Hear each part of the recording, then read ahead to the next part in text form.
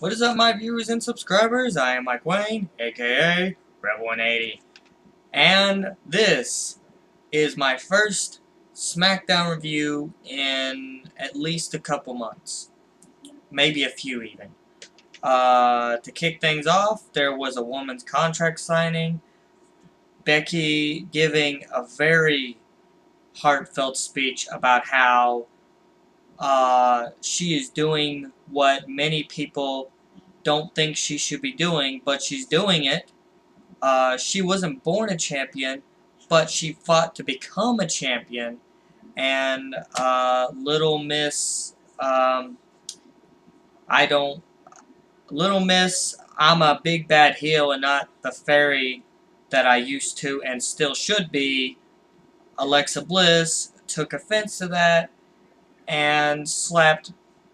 Um, she slapped Becky in the face. Sorry for that little brain fart right there. Sometimes sometimes I have a tendency to freeze up. I'll get the hang of it. This is my second night back. Whatever. Anyways, I have a little bit of a mini rant. Alexa Bliss, not intimidating. She's not a heel. She's not supposed to be a heel. She should never be heel. She doesn't have the look. She doesn't have that look that makes you a believable heel. She's small, and she's too cute to be a heel. She has a literal baby face. She looks like a high school cheerleader. Put her back to the way she used to be. It's the only way to make it believable. I don't believe her. I don't believe in her as a heel. I just don't. Speaking of things I can't believe, the Usos won in a tag team opening match.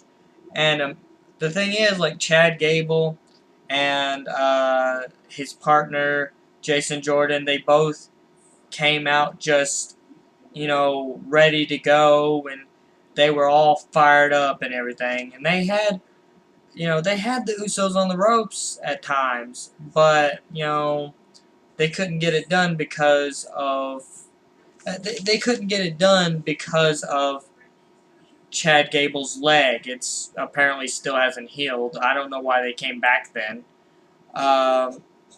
But I really am getting tired of this.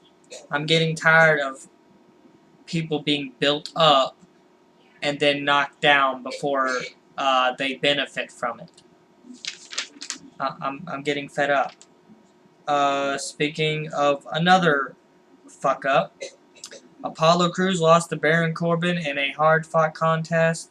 Apollo Crews went out just guns blazing, beating the crap out of Baron Corbin. At one point, he did what Baron Corbin did to him last week, which was he threw him up against the barricade. I thought Apollo Crews had it this time, but I knew they weren't going to do it. I knew they weren't going to let him win this time. And it's a damn shame because Apollo Crews is very talented. And I hope this at least sets up for a heel run where he does actually start winning, at least by any means necessary, and starts to become more aggressive. And just from now on, anytime someone just goes out there, beats up a bunch of jobbers, and then when they finally face off against real competition and start losing, anytime that happens, I'm calling it getting Rybacked. And American Alpha and Apollo Crews have definitely got Rybacked. They are in that position now. They're getting Rybacked, and I'm sick of it. I'm sick of them building up these guys with jobber matches only to make them lose to actual competitors. That's bullshit. It's fucked up. It's not right, man. Like, why would you do that? Why would you build up some young up-and-comer only to have him go on a losing streak when he goes against real competitors. That's dumb. Speaking of another disappointment, yeah, this show was, it had some good action in it, but very disappointing results. The Miz won in a hard-fought contest. Dolph Ziggler tried to get him with the zigzag. He kicked out. He tried to put him in the choke multiple times. That didn't work. And Miz won because of a hairspray that was left by his wife. Yeah, remember when Maurice used to be more than just a trophy for her douchebag husband to show off? Remember that? Those were the good old days, huh? When Maurice was actually a competitor instead of just a trophy for her husband to flaunt around.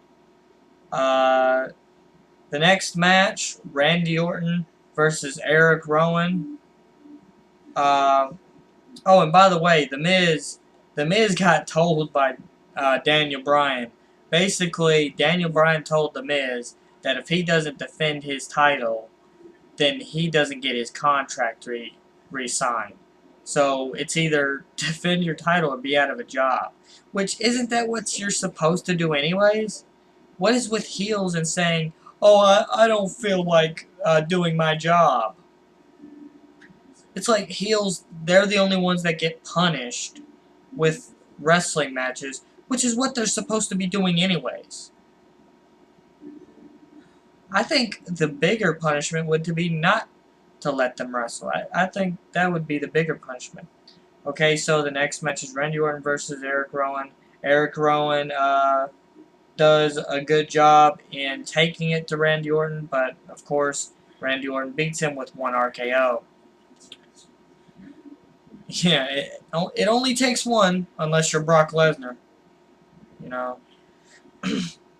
Nikki Bella and Naomi versus Carmella and Natalya is up next, which was stupid. It had no place on this show, and they showed that it had no place on the show by having a DQ, which was also stupid because, first of all, Carmella, Natalya's partner, broke up a submission, and they were both in the match. And here's the thing, she broke up Natalya's submission. That was dumb. And so they knew it had no place on this show. And a little tip for Naomi. I love Naomi. I love her style. I love her wrestling abilities and everything. But if you're going to wear something that's see-through, you might as well not be wearing anything at all. What is people's fascination with that? Just don't wear anything if you're going to wear something see-through. There's no point in it. John Cena versus Dean Ambrose, the main event, which I thought that Nikki and Naomi versus Carmella and Natalya were the main event because, I mean, it was almost the end of the show. But the DQ finish and all that. Very good, intense action. Both men going back and forth. Both men trading finishers. Kick out each time. And Dean Ambrose count at the very last minute. Dean Ambrose counters the AA into a pin of sorts, and he actually wins. Now, even by fluke pin, that's impressive. I usually get upset when that happens. But when it's John Cena, you take any win you can get. I mean, the guy... I mean, people hardly ever get a win over this guy. And I'm hoping that AJ wins. I'm hoping that AJ wins at No Mercy. I really am. And so, speaking of AJ, AJ comes up from behind John Cena, does the phenomenal forearm off the barricade. attacks Dean Ambrose with a Pele kick, and then Daniel Bryan comes out and says that Shane McMahon has just announced that there will be a championship match next week between AJ Styles and Dean Ambrose. Pretty much a backlash rematch. If you can pretty much say that. Uh, uh, and AJ Styles, pissed off at Daniel Bryan, decides he's going to take it out on Dean Ambrose. But Dean Ambrose has already gotten back up and does the dirty deeds. And that's pretty much it. I mean,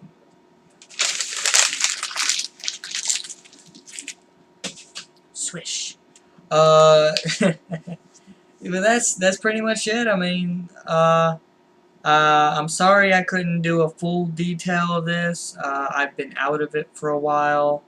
I couldn't focus on the entire thing. Memory problems and whatnot. I just wish I would have a partner sometimes to sort of give a play-by-play, you know. I don't have actual notes. That's just a list of the matches that I threw in the trash. I don't script myself or any of that. I just play by ear, and I might need to do a script sometime. I don't know, but yeah, you know, I filled the time with rants, which I normally do anyways. There was a lot of rant-worthy moments in this, and that's the kind of thing that upsets me, that I have to rant. And it upsets me more that I would have to rant to get people to watch this, because all people care about is some sob story that someone has to tell, and that's a real shame. But I hope more than one person actually watches this. Probably not. I don't know, I might not even have anyone watch this. But that's all the time that I have. That's all the time that I'm going to need. So, I am Mike Wayne, aka Robo180. Hopefully, there is not very much lag in this one. And so long for now.